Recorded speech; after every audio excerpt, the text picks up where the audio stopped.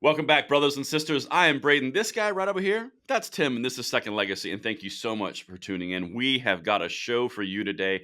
It's Monday after a special holiday, but we're going to get into that in 1 second because it turns out that there's yet another agency in the federal government that's just struggling so hard under the weight of gun smuggling. If only there was something that could have been done that we've talked about on this channel. But that's what we're going to dive into. So make sure you hit that like button, subscribe to the channel, and turn the notification bell on. And with that, Tim, how was your Easter? Anything of note? I'm sorry, what? Oh, you're talking about the Trans Day of Visibility? I had a great time. It was awesome. Yes. Yeah. Yes. You stumped me there. Did you notice an increase in visibility? Did you notice everything was more visible then? Yeah.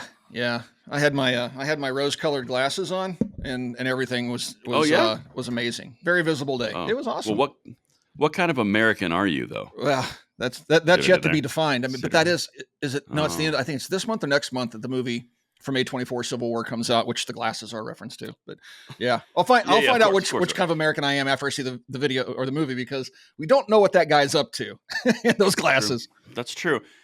But at the bottom line, on this Monday, the day after Easter, 1st of April, which I wish was a joke, it's not, because everyone needs more visibility, especially transgenders on Easter. That's the first thing that I think of when I think of visibility needs. Yeah.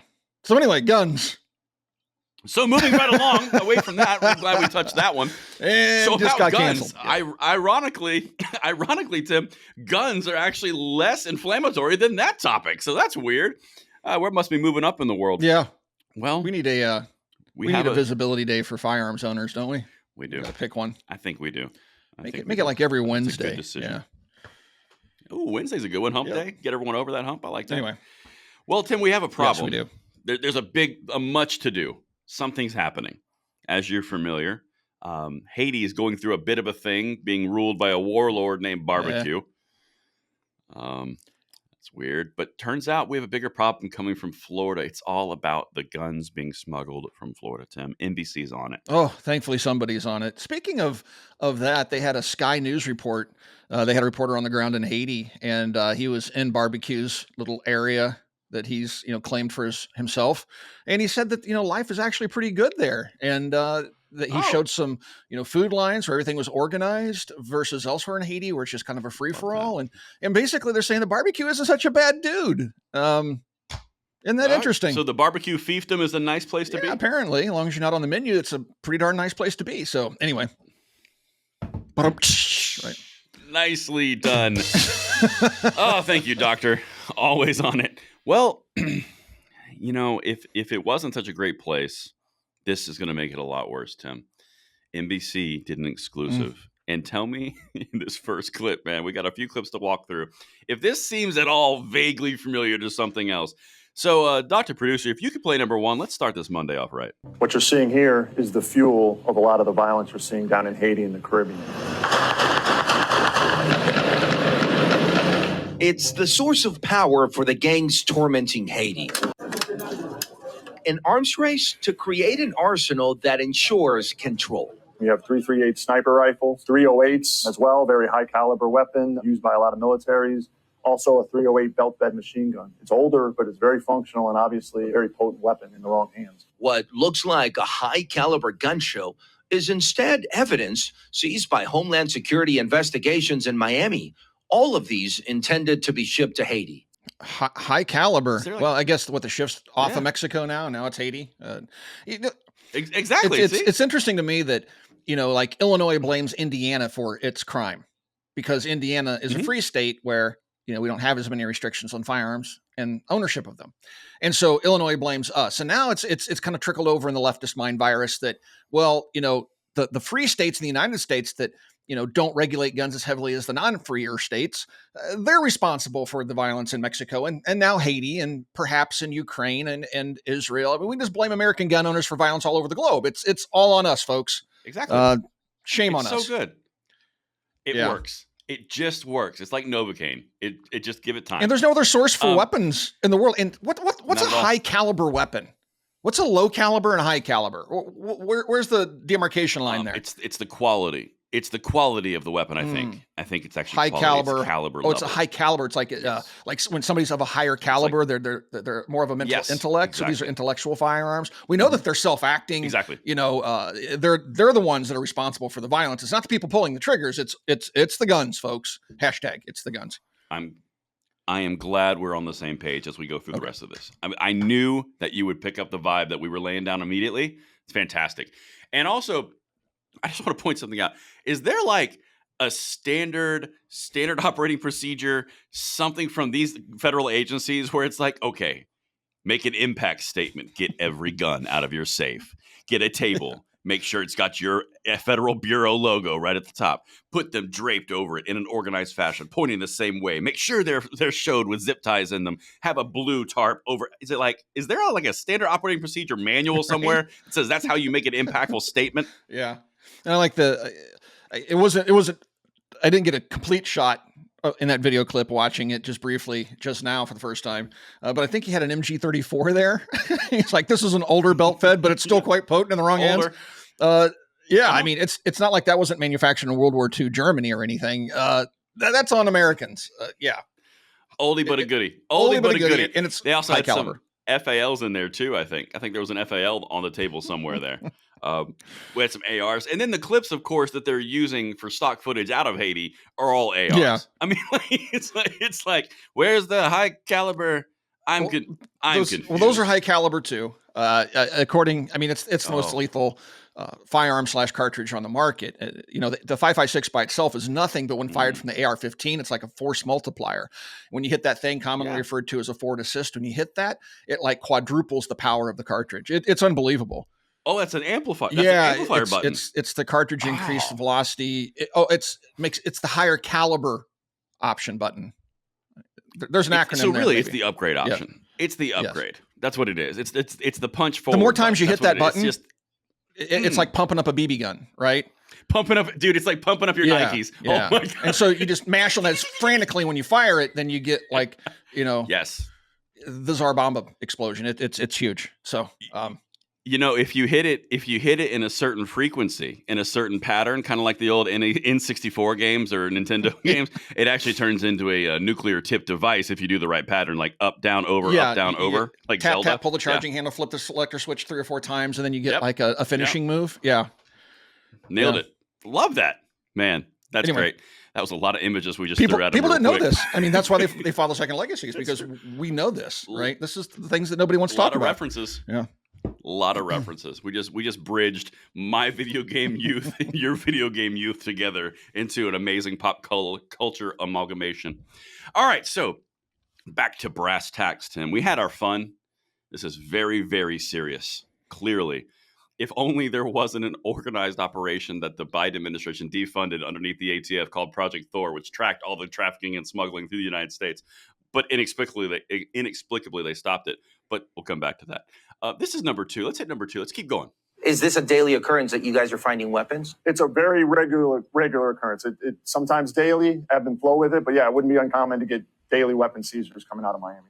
This is one of the weapons seized by U.S. authorities. It's a 50 cal Barrett anti-material rifle. This can shoot through walls, cinder block, and vehicles. If purchased legally in the U.S., it'll cost about $12,000. But once smuggled into Haiti, gang members will pay anywhere from $30,000 to $40,000 for it.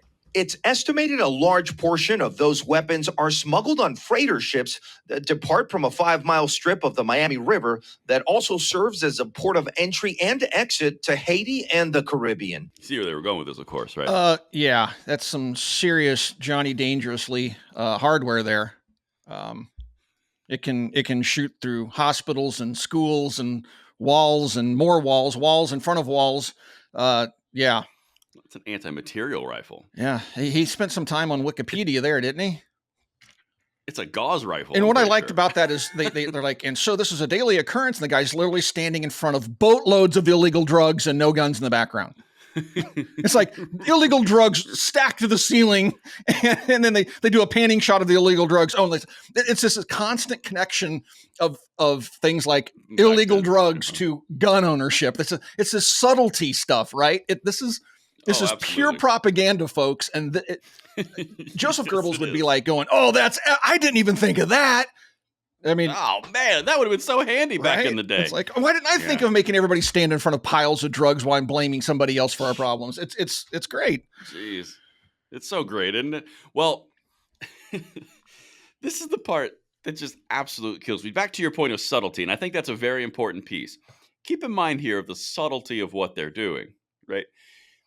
They introduced earlier on in the clip, the gangs are doing this, and the gangs are controlling Haiti, and the gangs are getting guns from the United States in order to control Haiti. Gangs, you say? And in the next clip, it goes into, well, in the United States, it costs $12,000 for this, but after smuggling it and taking the risk of getting caught, it goes to $30,000 and $40,000. Well, wait a minute. What does that sound like, Tim? Those margins and multiplication sound almost exactly like the cocaine trade, don't they? Kind of does, doesn't it? And where would barbecue get $30,000 for a single Barrett rifle? Have you ever seen Haiti? It's not like they're right. A wealthy country. And now they're completely like, there's no government at this point. It's being run by warlords named barbecue, at least in one section of Haiti. And what? They're just rolling in dough? Okay. Sure, makes sense to me. Yeah. So, well, hold on, Tim. We're gonna piece this together. I think we can get to the bottom of this. So let's see. We're in the Caribbean, which has a history of drug smuggling. We are in a poor nation, and they're buying $30,000 and $40,000 guns. Whoa, maybe that's why gangs are doing it. Maybe that's why he's standing in front of a wall of drugs. That's the currency. Oh my goodness. And to put a fine pin on it, we've got smuggling going on, drugs, smuggling, cocaine margins, and the ATF stopped doing something on this. I wonder what's going on. Yeah. And, the United States is the only country that manufactures AR-15s. It's not like Russia's even manufacturing them now. It's a very rare, hard to find firearm that only comes from the United States. Yeah. If you see somebody with an AR, you have to assume it's an American-made one. It's not like anybody else has made them. No, sarcasm in fact, off the chart. Tim, here. I think this whole episode has been nothing but sarcasm. It's been a heavy application of sarcasm. So I'm going to throw the third clip here, and we'll get to the bottom of this, Tim. A report released last March by the United Nations Office on Drugs and Crime finding the principal source of firearms and munition in Haiti is in the U.S. and in particular Florida. Last week, Florida Governor Ron DeSantis telling NBC News he wants the federal government to do more. In terms of what is going into the country from the United States, that's something that is the federal government's responsibility for that. So let me understand. Perhaps the argument is that because the Haitians are currently embroiled in some sort of a civil war and firearms are flowing in there from the United States and probably elsewhere, the United States being one of the closer countries, right? So it'd be easier to get in there. So I think the connection they're trying to make is American gun owners need to be regulated because traffickers of illegal firearms into war zones are trafficking firearms into war zones. And so it's our fault, once again, as the American gun owner, we need to be held to account for the actions of criminals once again. Okay. Help? You nailed it. Okay. Help here. I'm trying to make the connection here that I'm trying to lower my intelligence level to like dirt level just to try to understand their point here. Caliber? Yeah. And I think maybe I stumbled into it.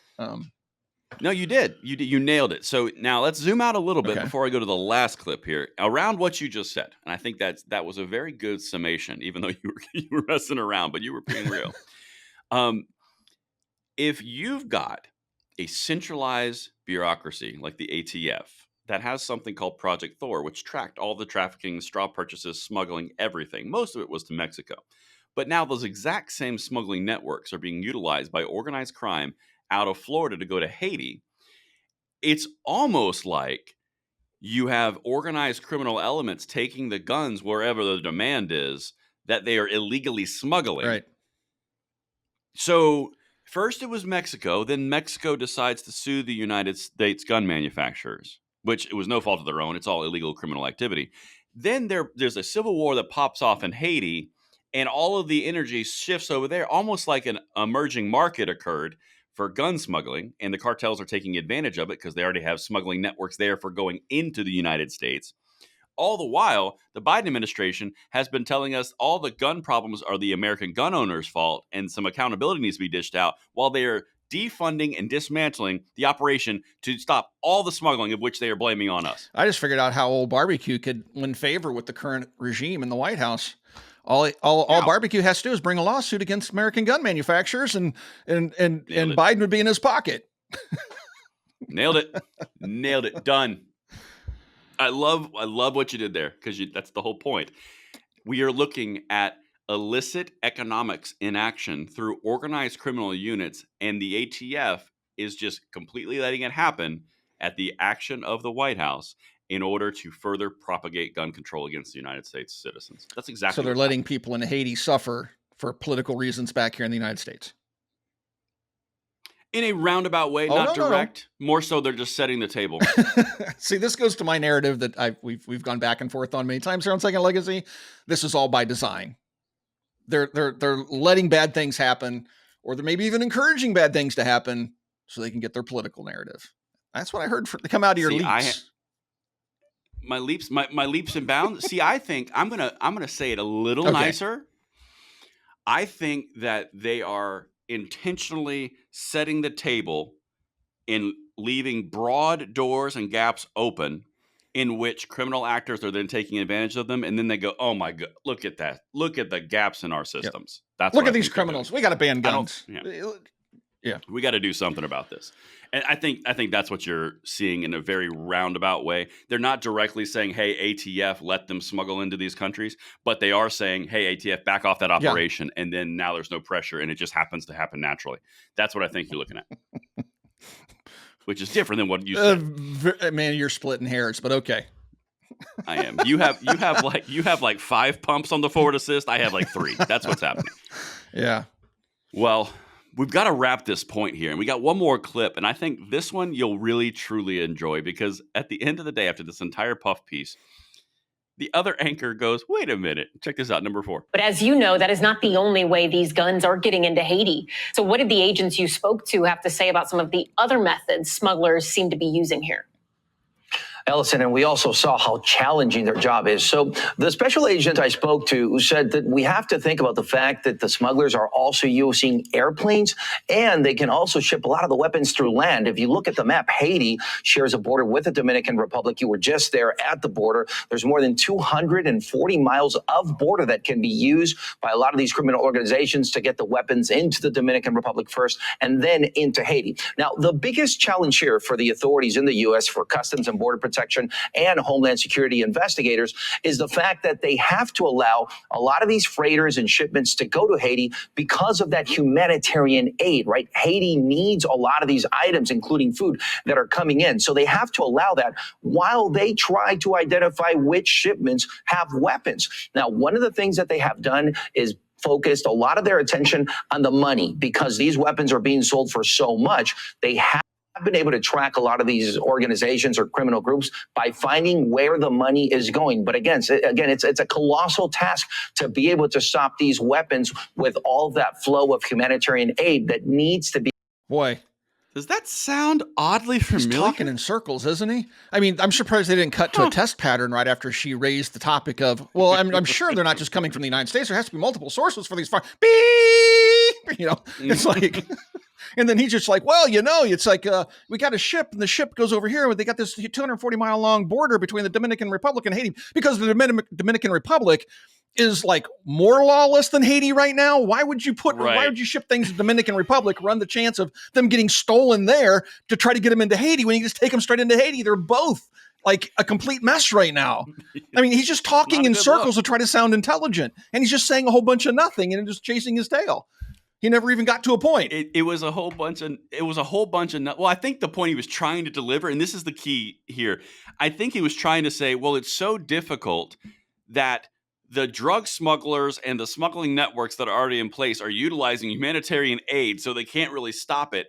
That is the exact same topics that they use, or excuse me, not topics, same strategies they use when they're smuggling drugs and other illicit contraband. The cartels don't care what they're smuggling. They're getting money for smuggling it. They know how to smuggle it. The all the aid coming out of the United States is the perfect patsy to get all the guns, all the drugs, all the anything in. It's the perfect way to do it. And if you can't do it that way, go to the DR and then walk across the border. Right. And if you can't do that way, just fly airplanes Right. in. And they're tracking the money and all the expenditures. There's so much. This is literally drug cartel activity, Absolutely. tactics, and strategies. And we're going to lose our rights And, because and of they're cartels. like, well, it's the guns. It's the guns. And Are you let's just say that somebody could snap their fingers and magically every gun that was going to leave the country in the United States and go to Haiti just got magically stopped. Do you think the cartels couldn't find guns being manufactured and say, "Oh, South America"? You know, and I've been to Mexico, and one of the things they won't do, like there's Mexican ammunition manufacturers down there. They're not even allowed to manufacture any of the by 39 cartridges, 7.62 by 39, 5.45 by 39. Mhm. Why is that? Because the cartels will intercept those shipments going from, you know, the Mexico City area into the United States for commercial sales. They'll intercept them to use in their weapons. Their weapons being AKs and weapons like them. Where are they getting those? Not from us. So they're coming in from all over the world, right? And so if one source got shut off, a convenient source, those go to the next convenient source. And there's plenty of them. And so what, we're supposed to surrender our rights to save the poor people in Haiti when the cartels are the actual source of the problem and they're just going to resource those weapons from somewhere else? If it's mental gymnastics. It always comes down to the American gunner is somehow at fault here. Mm-hmm. Well, it's what you're talking about, and this is where it gets really, really detailed. You're just talking about economics in action. You just said something that was so key. The sourcing. These cartels operate as illicit businesses. If they see a demand in Haiti and they've had all these smuggling networks going to Mexico, they're just going to shift the demand straight to Florida and activate those smuggling operations there because the demand has changed. You're going to go to the closest point, so the slowest transit or the least amount of transit, in order to minimize your chance of getting caught. So you're just going to shift it to Florida because we have free travel in the United States. They're taking advantage of our system. Right. So then it gets in easily. And when that war stops or when all that conflict stops, they're going to shift it back to wherever it's going. And to your point, let me start that over. If all of your guns go to Florida and you've got an interruption in the flow and the existing demand, the price is going to go up in Mexico and they're going to source somewhere else. Yep. To your point, South American countries, any type of Russian imports, they're going to find the ways to meet the demand and provide that supply because they are an organization that is driven by business. They are an illegal corporate organization. That's it. Right. It's that simple. And why hold Americans accountable for the actions of criminals? American gun owners, American businesses, right? Well, that's just the cherry on top. What about the Toyota pickup trucks running around with dishkas mounted to the back of them? Are we going to ban Toyotas now because people are smuggling them in? You remember that guy that sold his truck that had his phone number to his business on the side? It wound up on an ISIS truck, and he started getting his phone blown up because, well, oh my gosh, I can't believe you sold your truck to ISIS. It's not how this quite works, people. But so are we supposed to ban everything that's being used by criminals globally? Everything. Because it's our fault the criminals are criminaling? Mm-hmm. Anyway, I guess I get tired of this narrative that somehow we're always at fault for everything that ails the world. And if we just stripped Americans of their rights, suddenly the world become this glorious, fabulous utopia that nobody ever gets hurt in. Criminals just stop criminaling and it just kumbaya, cats and dogs getting along. It's tiresome. Anyway, all right, folks, let us know what you think down below. Do you think American gun owners are responsible for what's going on down in Haiti? Or do you think it's maybe the criminal element that's involved? Let us know in the comments. Thanks for watching Second Legacy. We'll talk to you guys soon.